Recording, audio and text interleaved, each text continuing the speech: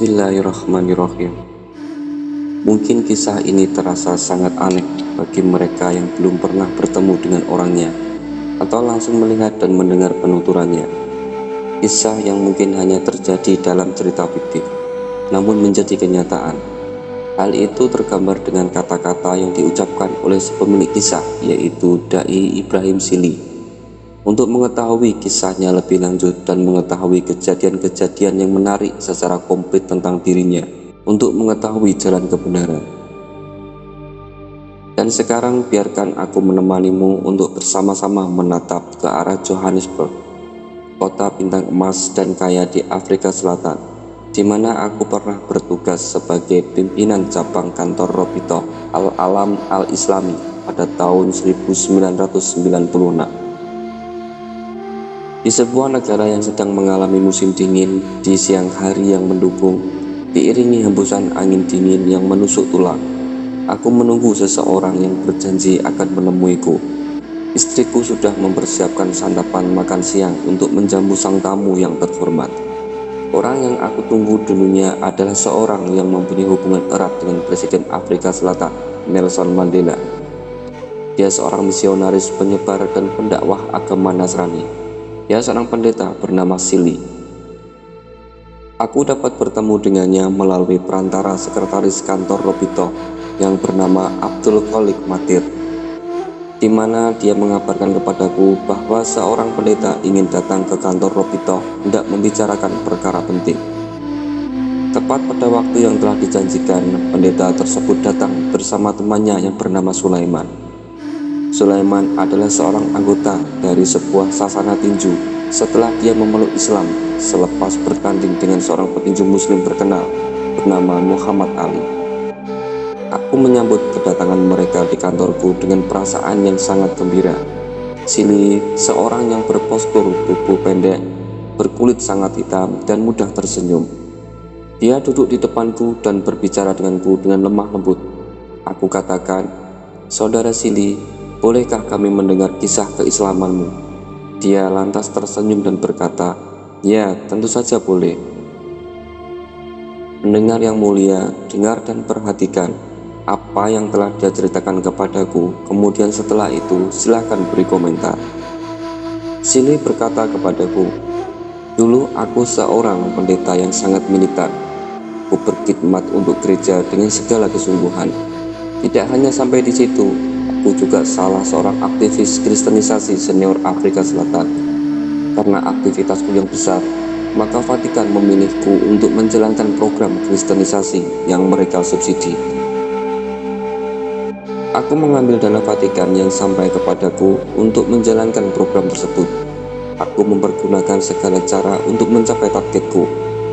Aku melakukan berbagai kunjungan rutin ke madrasah-madrasah, sekolah-sekolah yang terletak di kampung dan di daerah pedalaman. Aku memberikan dana tersebut dalam bentuk sumbangan, pemberian, sedekah, dan hadiah.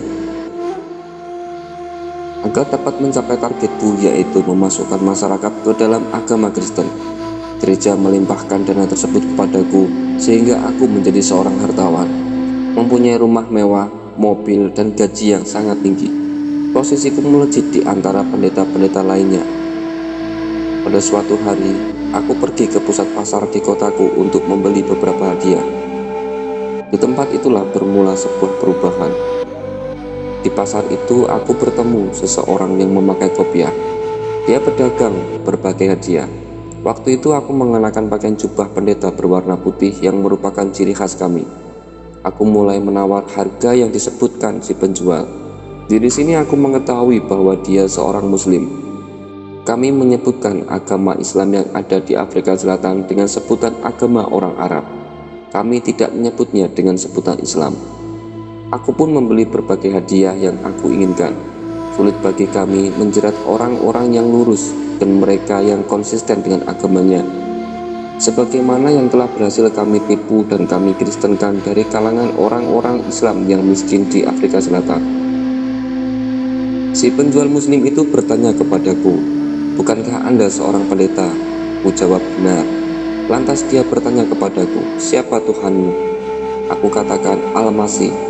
Dia kembali berkata, "Aku menantangmu. Coba datangkan satu ayat dalam Injil yang menyebutkan bahwa Al-Masih alaihissalam berkata, "Aku adalah Allah" atau "Aku anak Allah, maka sembahlah aku." Ucapan Muslim tersebut bagaikan petir yang menyambar kepalaku. Aku tidak dapat menjawab pertanyaan tersebut. Aku berusaha membuka-buka kembali catatanku dan mencarinya di dalam kitab-kitab Injil dan kitab Kristen lainnya untuk menemukan jawaban yang jelas terhadap pertanyaan lelaki tersebut. Namun aku tidak menemukannya. Tidak ada satu ayat pun yang menceritakan bahwa Al-Masih berkata bahwa dia adalah Allah atau anak Allah. Lelaki itu telah menjatuhkan mentalku dan menyulitkanku. Aku ditimpa sebuah bencana yang membuat dadaku sempit. Bagaimana mungkin pertanyaan seperti ini tidak pernah terlintas olehku? Lalu aku tinggalkan lelaki itu sambil menundukkan wajahku. Ketika aku sadar bahwa aku telah berjalan jauh tanpa arah, aku terus berusaha mencari ayat-ayat seperti ini. Walau bagaimanapun rumitnya, namun aku tetap tidak mampu. Aku tetap kalah. Aku pergi ke dewan gereja dan meminta kepada anggota dewan agar berkumpul. Mereka menyepakatinya. Pada pertemuan tersebut, aku mengabarkan kepada mereka tentang apa yang telah aku dengar. Tetapi mereka malah menyerangku dengan ucapan, "Kamu telah ditipu orang Arab.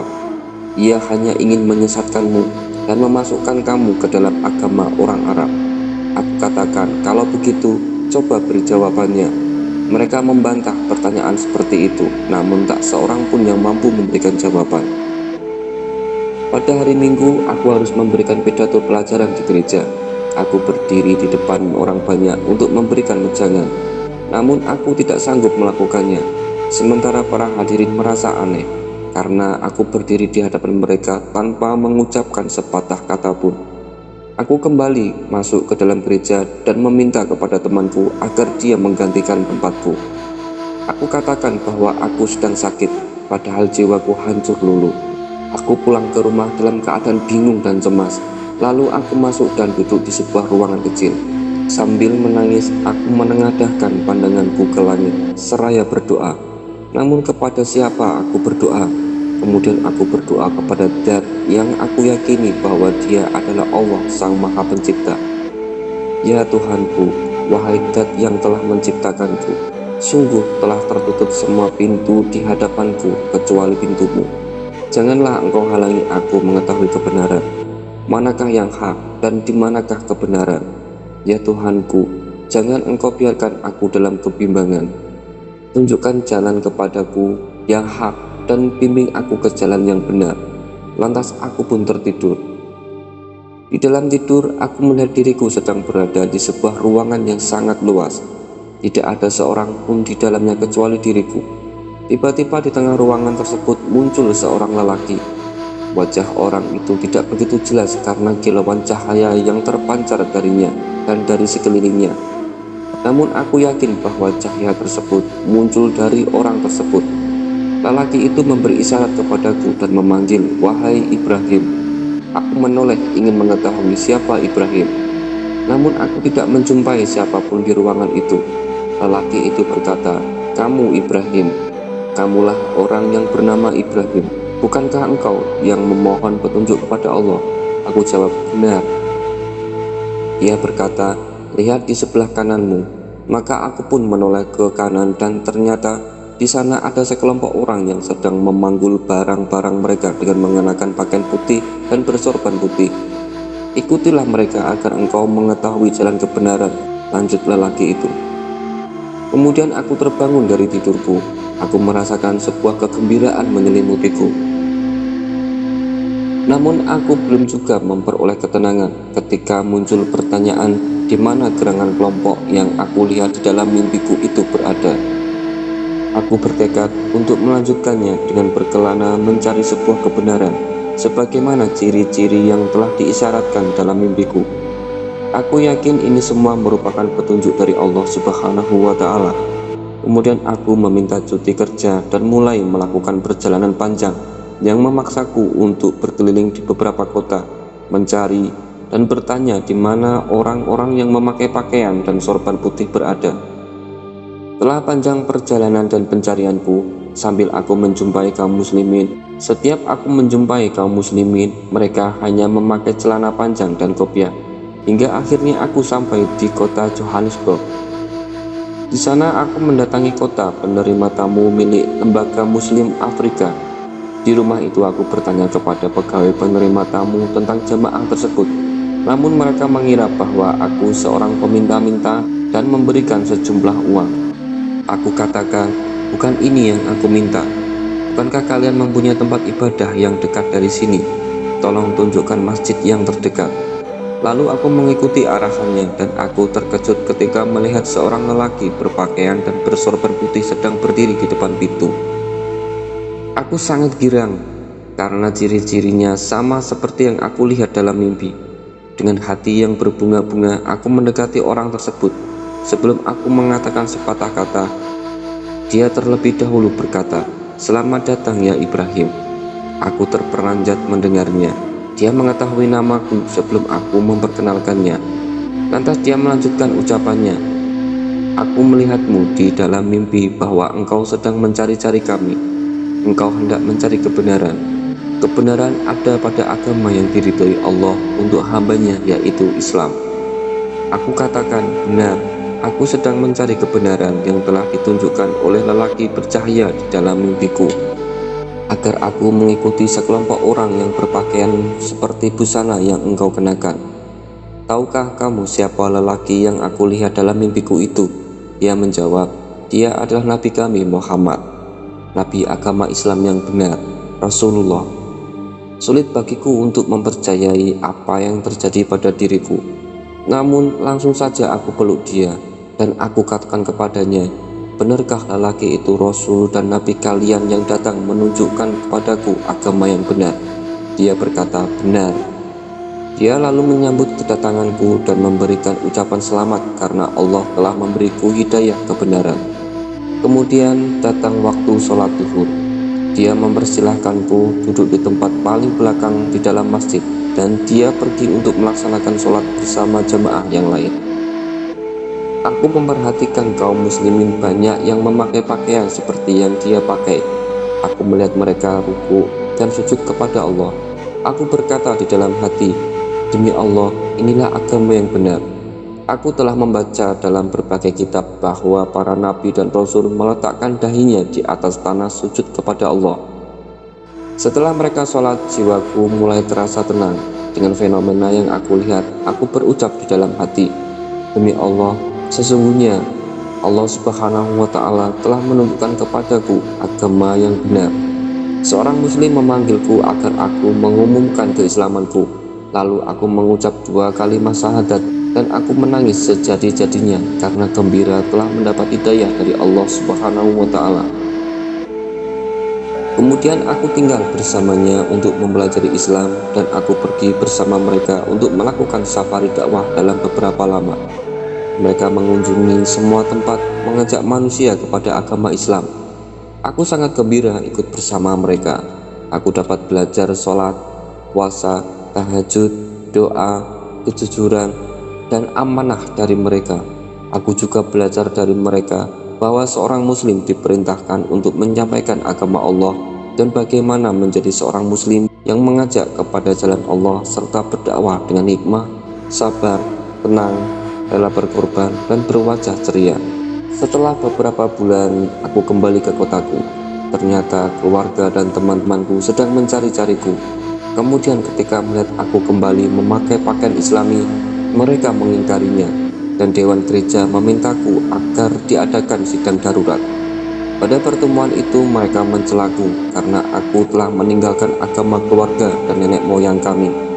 Mereka berkata kepadaku, "Sungguh kamu telah tersesat dan tertipu dengan agama orang Arab." Kukatakan, "Tidak ada seorang pun yang telah menipu dan menyesatkanku.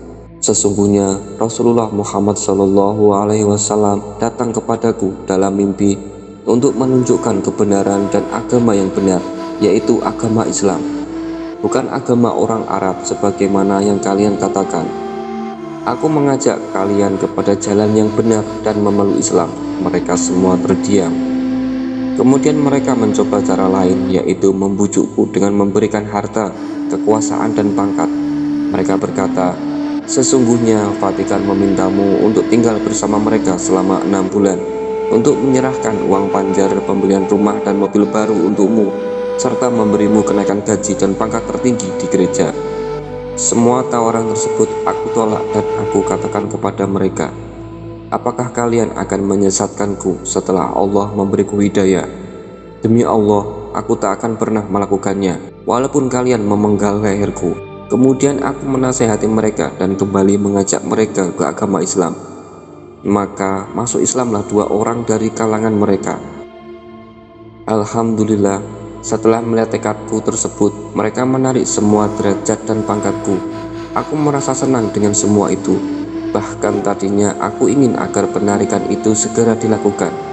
Kemudian aku mengembalikan semua harta dan tugasku kepada mereka dan aku pun pergi meninggalkan mereka.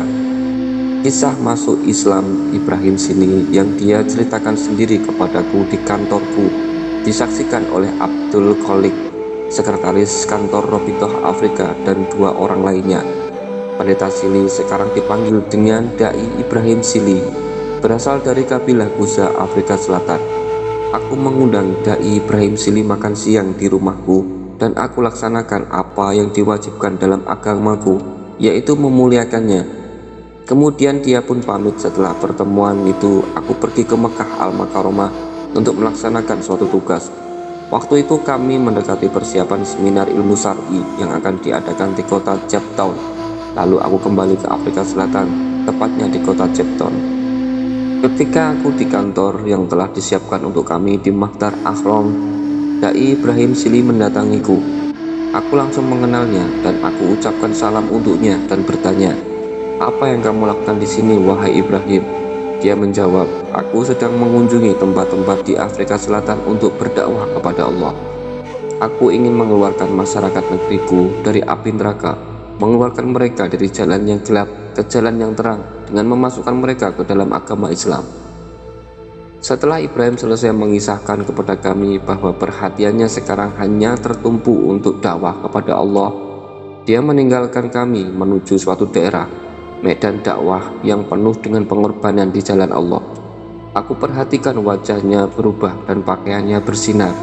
Aku heran, dia tidak meminta bantuan dan tidak menjulurkan tangannya untuk meminta sumbangan.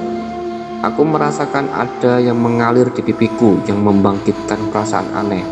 Perasaan ini seakan-akan berbicara kepadaku, kalian manusia yang mempermainkan dakwah, tidakkah kalian memperhatikan para mujahid di jalan Allah?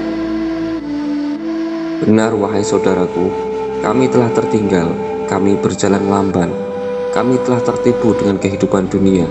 Sementara orang-orang yang seperti Dai Ibrahim Sili, dai berbangsa Spanyol Ahmad Sa'i berkorban, berjihad, dan bertempur demi menyampaikan agama ini. Ya Rob, rahmatilah kami.